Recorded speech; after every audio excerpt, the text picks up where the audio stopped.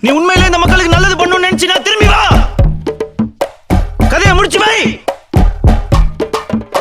அந்த கதையெல்லாம் எப்போ முடிஞ்சிருச்சு. இனி ஒருத்தனும் வரப்போறதில்லை உங்களை காப்பாத்த. கதை என்ன முடியலடா. வீரமே ஜெயம்.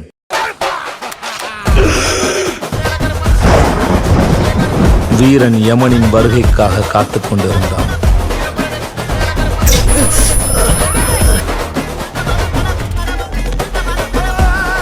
எழுதி வச்சுக்கடா, உன் சாவு என் கையில. மன்னிச்சிருங்க சார்.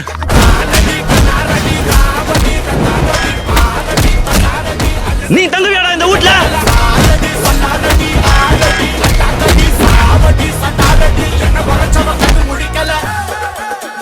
அந்த நொடி வீரன் மாவீரனாய் மாறினான்.